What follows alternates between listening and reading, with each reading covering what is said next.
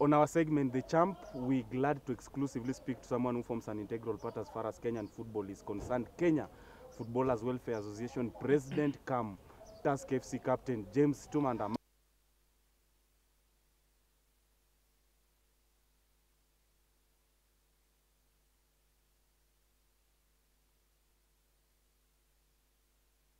man who also plays for the national team Harambee Stars. James, good to speak to you. How have you been? I'm very much fine. How are you settling in since taking over from Innocent Mutiso as KFUA chairman? At the moment, we are doing good. We had some challenges during transition, but so far so good. We sat down and then we did some strategy to make sure that we move to the next level and work for the players. So at the moment, I feel we are doing fine and we are on course. And with time, I believe we'll have some change in Kenyan football and more specifically in Kenyan players. Since taking over, probably which strategies have you put in place to ensure that welfare of players, especially footballers featuring in Kenyan leagues, are addressed and their grievances and demands are looked into? Yeah, we have a lot of work to do because at the moment our members are KPL players, NSL players, and also Women League. That's a big group, and if you don't have a strategy, then it will become a problem for you. So we have so many visions to make sure that players are educated, and most of the times what we are doing at the moment is to sensitize them about the contracts, because most of the times when a player goes to sign a contract, he doesn't read the content inside the contract. So he goes on signing the contract. When he wants to leave, then it's a problem. So we have to start somewhere, and at the moment we are doing more of education and also more of registering them to be our members, so that when something comes up or they have a case, they come to us. First of all, we have to see if you are our member. So we are doing that. We are done with KP. Almost 10 NSL clubs and almost 90% women league. So I believe with time, because we have some challenge that we are at the moment we are also playing. So balancing playing and also going out to do the recruitment somehow challenging. But I believe we are on course. We have done a very good work. So we have a lot of work to do come next year. So we will have like sometime maybe November to sit down and maybe come up with the calendar of the year event come next year to make sure that players are okay. But at the moment we are also looking for some partnership to make sure that players are well taken care of after football, because football is a short career. Most of the time you can go and maybe play for 10 years, but after 10 years then what happens after you have stopped playing? So we are doing some we are working around, and at the moment we have some negotiations with the Riara University to make sure that we can partner them and maybe give our willing members some scholarship to make sure that they go to school, have some knowledge, so that after football they can have something to. And now talking about life after football, we've seen several footballers, especially after their career, they have languished in poverty, not having an alternative source of income. And I've spoken to Fasambani, your good friend and former FC Leopards and national team Harambee Stars player, and he has initiated some program that can earn him income besides football, and the likes of former Mathare United player Anthony Kimani also doing the same. What do you think has immensely contributed in players not having an alternative source of income, and in that when they are done with their sporting career, it's problems galore?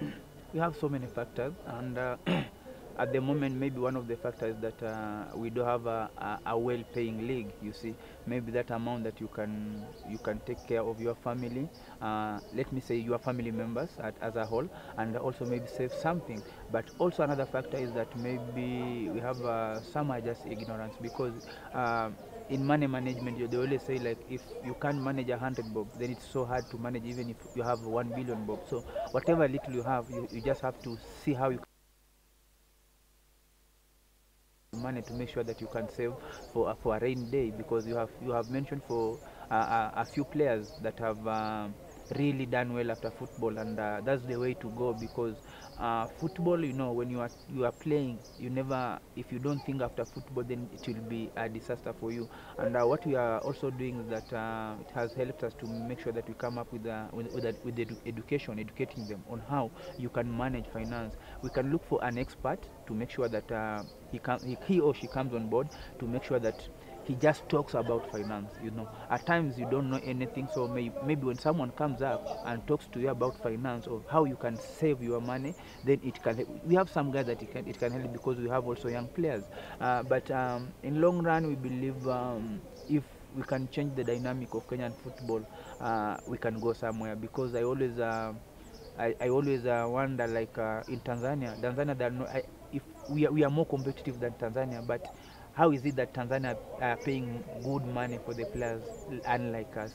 But I believe that goes to the management. If we have more willing guys to make sure the player comes first, then we can do something for the players, because most of the clubs or most of the management always feel like, okay, I'm doing a player, and it doesn't to be like that way, because football is a multi-billion business. So I believe if you invest well in a player, he'll give you results, and in the process, we have scouts coming around to watch the player, because if I'm well motivated, I'll play to my best, and you never know who's watching. If I get a good contact outside there, a good contract outside there, then it's a club that also will also benefit. And if you have maybe like good money comes to the club, then you are in a good position to make sure that maybe you replace the guy you have lost, maybe with three good players, so because you have good money. So if we have the management that sees football like a business, it will be something good. But at the moment, we have certain clubs that always feel, okay, it's about me.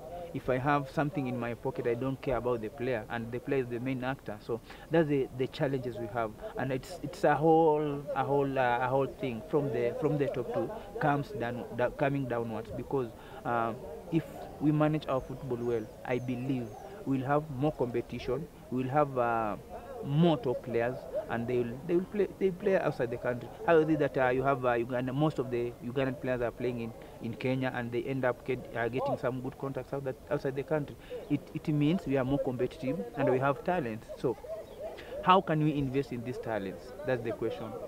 As you seek achieving your set goals and objectives, I know together with your team you faced some challenges and hurdles along the way.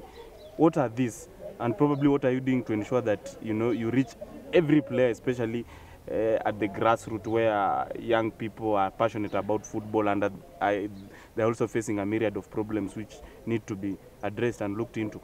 Yeah, maybe most of the challenges is that at the association we don't have that maybe financial stability to make sure that we do a lot of activities, because I always believe if I go on visiting maybe a certain team in Madare, you see, maybe a small team, that team in Mta. So I believe if I go there with maybe 2-3 balls, I give them after maybe having a talk with them. It's a motivation, because first of all, I'm a role model to them. So when I talk to you, I have to leave you with something to make sure that you move to the next level, and most of the times is playing balls.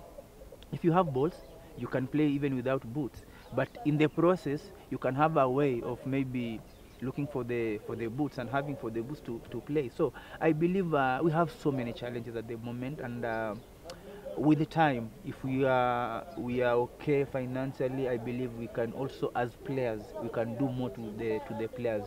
And maybe our main undoing, and I will take it to the maybe former players, is the unity, because when you are not united, you can't do anything. And I believe in those developed countries, or those countries that are doing very well in football, we have like former players of football, you see. So I believe if they can take the initiative, like at the moment we have the current federation, they have done. Previous generation we didn't have like women league, but they have started somewhere, and you can see change. So if you have former players coming together, coming on board, and make sure that, okay, we can sit down with the federation and, okay, talk, like we can go this way and make sure that maybe we have a change in football. So but at the moment, maybe no one is taking the initiative, or no one is wants to bring change, because you can go on talking on the sidelines, but if you are not in, you can't bring change. In your capacity as KEFA boss, you've managed to crisscross a few parts of the world, of course attending football workshops. What do you think has been the main gap between Kenyan versus football? It's about structures, because most of the countries are like 2 months ago we were in Ghana. We were in a congress for 3-4 days, and after that we went to a certain academy. You see, it's well structured. We have like almost 5 pitches. You see, we have under 15 training there, under 18, under 10. You see, so the structures, because football is like we have generation after these old generation who are coming up to take the position. So you, at the moment, you have under 20, you have under 15, you have under 20.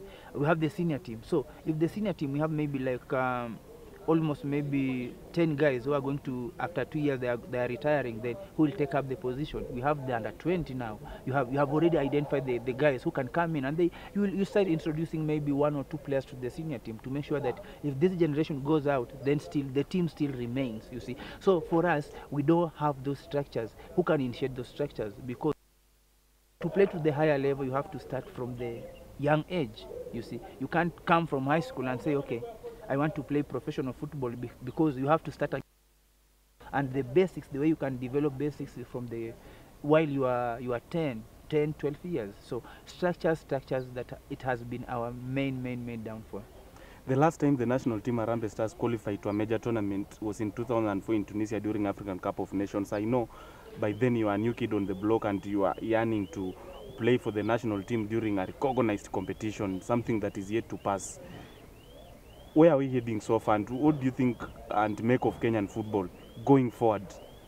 At the moment, I can say we can see change going forward, because it's long since I saw maybe another national team coming to play in Kenya for friendly matches. We are always invited in Oman, we go in Bahrain, but since the current office came in, I have seen like almost 4 or 5 national teams coming in and playing friendly. That's a positive thing, because if you want to develop these guys, if you want to make a good team, then you have to compete, do more friendlies, and make the group more together to gel. So at the moment, I think we are on the right track, and we need to plan more. So long as we know what we are doing, then I think achieving something is good, because we have started somewhere, and Rome was not built in a single day. So with the time, one step by step, and with a lot of support, because I believe even you journalists, you are in the boat, you see. So you have something to contribute to Kenyan football. When you see something, maybe it needed to be done, you just have to chip in, come and share ideas, and it depends to the management also to welcome you and maybe listen to you, because I always believe sharing is something good, because you can come in with a different idea of which maybe if I listen to you, then it can work for me. So we are in, all of us, fans and the whole country, because this is our like the national team. It's the national team. So I believe any idea, if we can bring together all the ideas, then we can work together.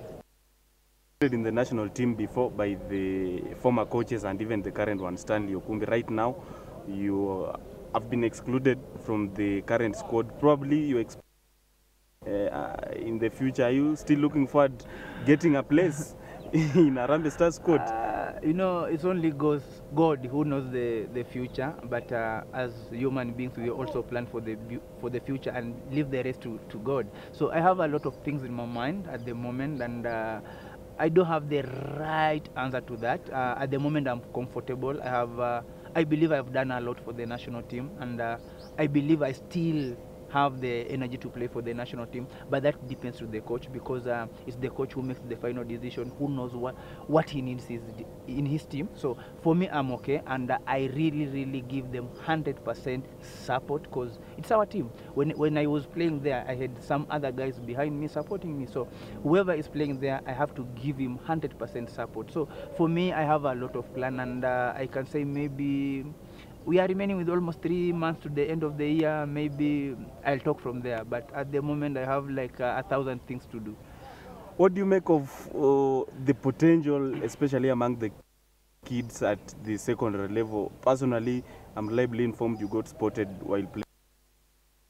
What do you make of, you know, the capability and ability of those high school kids featuring for their respective teams, especially at the grassroots, and whether it's high time scouts visit those particular schools to ensure that our team, Arambe Stars, the national football team, is, you know, enriched with the talent, especially among the youth? Yeah, I can say, in fact, high school football, I can say that those are the academies. So it's upon us to come up with a way that we have some guys to go and support those guys. Because if I'm playing in Bungoma or Busia, and someone maybe is in Nairobi, you know, he doesn't have that time, then what can we do to make sure that whenever these school games is going on, we have the scouts all over, you see, and we can manage. The federation can manage that, to make sure that maybe we have ball games in Bungoma. They send like 2-3 guys to go and scout. We have ball games in Mombasa. Then we can come up. Okay, at the moment they are doing also something like that. But I believe we have more guys down there. So it's just how can we have that way to make sure that guys are down there, they can support these guys, follow up. Because if you have like a kid in high school, you know, he's in school, to go to school, maybe finish Form 4, but how can we follow up to make sure that this kid, while he's playing, because we know he has talent, is getting maybe after class coaching, and he is being sharpened, because we need him. So it's somehow challenging, but I believe if we can come up with a good strategy, we can do more. Talk to us about your life at Tusker since joining the Brewers from FC Leopards. How has it been like, and how has been the experience so far? I can say it has been of ups and downs, because I can say 2015 we had a very strong squad. I can't compare the 2015 squad with the last year's squad or this year's squad. We had like everyone was in the national team. We coach, we played good football, and at times in life you just have to have luck. Because I believe we did our best. We were playing very well, but we were not winning. And come last year, we didn't have I can say, the strongest squad compared to the 2015, but we won a double.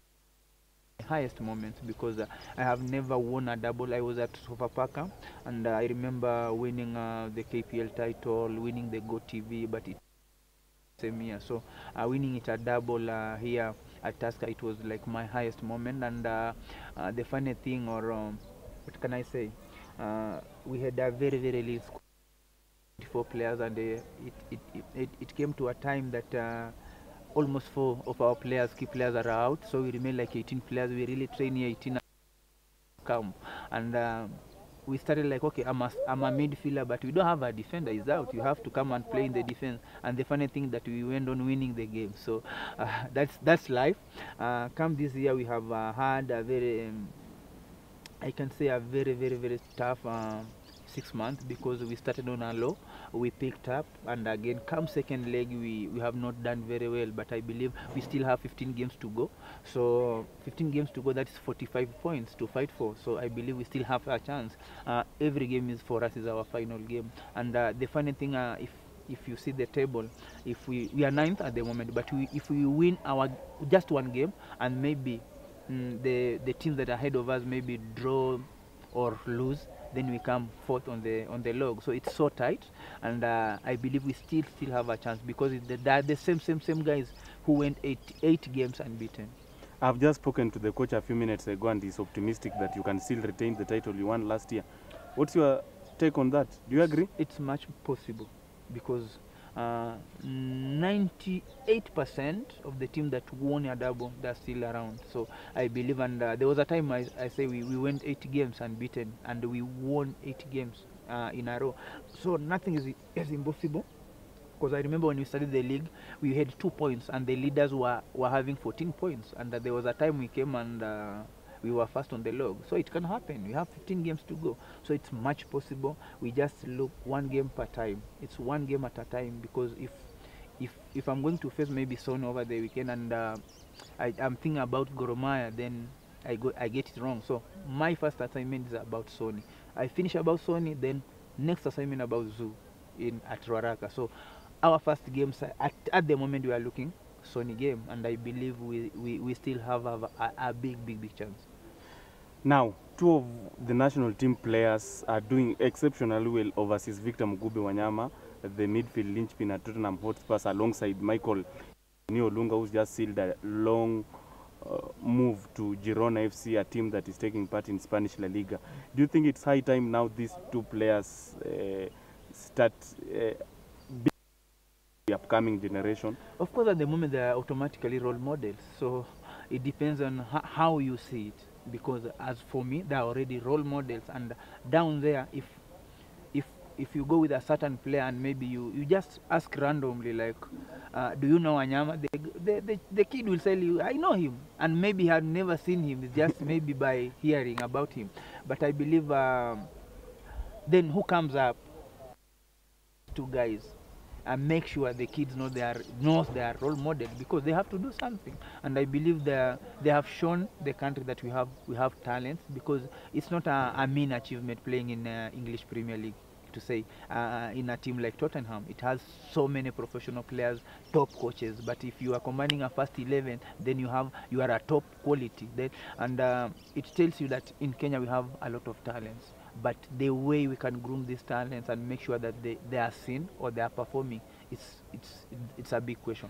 James Situma, Tusk FC captain, Kenya Footballers Welfare Association president. Of course, he took over from Innocent Mutiso, former Gor Mahia player, August last year, and he's highlighted the projects and the initiatives they are putting in place to ensure that the welfare of the players is looked into and their demands are addressed. And remember, he also played formerly for Sofapaka and FC Leopards before making a switch to Tusk FC, where he's just won a top tier with them, and is still optimistic they can defend the title they bagged last year with the same team. Jamo, it's been a pleasure speaking to you. All the best. We shall be looking forward to have you next time for further update on the KEF, and looking forward to your days with Tusk FC and probably Harambee Stars, the national team. You never know. Anytime. Thank you. Shukran. My name is Maxwell Wasike, and this is the Touchline on Y254.